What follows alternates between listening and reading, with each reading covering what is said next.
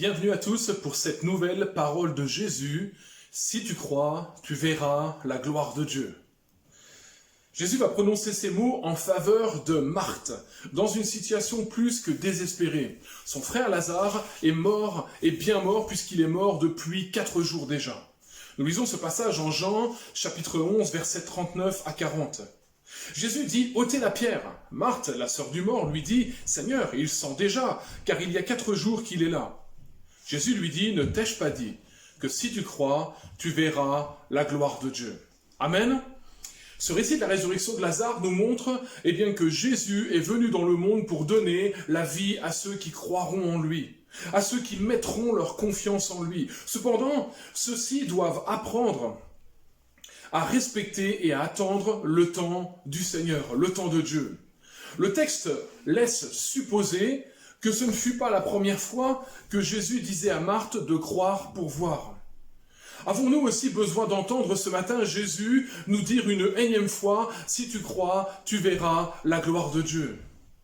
Peut-être en sommes-nous arrivés à réfléchir comme Thomas le disciple.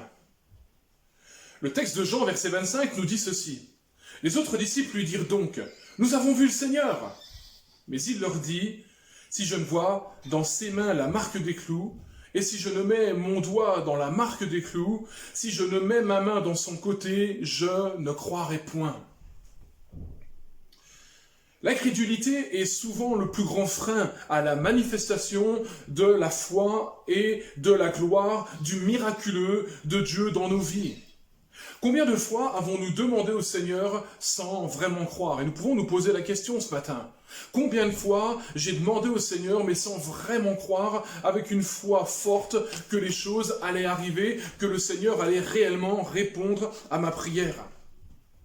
Dans la suite de ce passage, Jésus va interpeller Thomas en lui disant, après avoir répondu à sa demande, parce que Jésus est bon, « Ne sois pas incrédule, mais crois. » Ne sois pas incrédule, mais crois. Vous lisez ça en Jean 20, verset 27. Ces deux passages opposent la foi à l'incrédulité.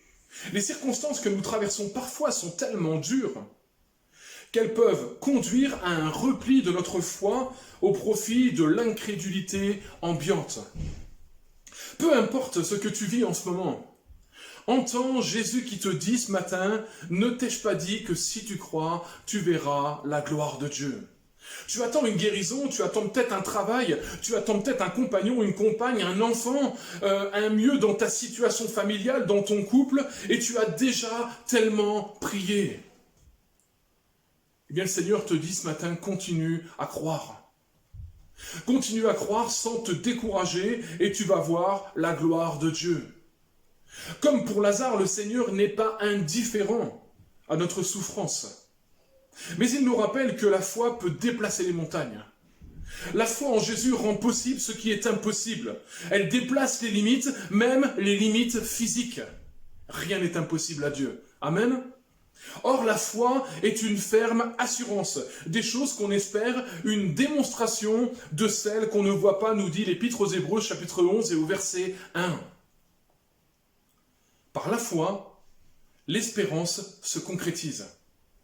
Marthe croyait en Jésus, et elle va faire cette belle déclaration d'ailleurs que nous lisons en Jean 11, 27. Elle lui dit « Oui Seigneur, je crois que tu es le Christ, le Fils de Dieu qui devait venir dans le monde. » Et on peut dire Amen à cette déclaration.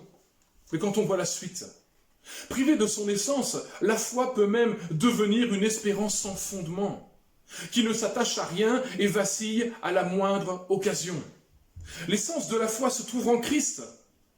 Au-delà d'une simple confession d'espérance, la foi doit dépasser cela et devenir une démonstration, une réalisation et même une concrétisation.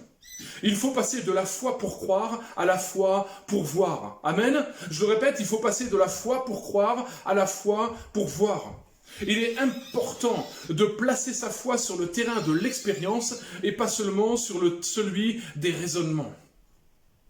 Engager sa foi, c'est permettre au Seigneur d'agir sans craindre le résultat. Amen. Jésus rejoint Marie sur le chemin de ses impossibilités. Jésus rejoint Marthe, sur le chemin de ses impossibilités, à l'endroit où sa foi s'est arrêtée.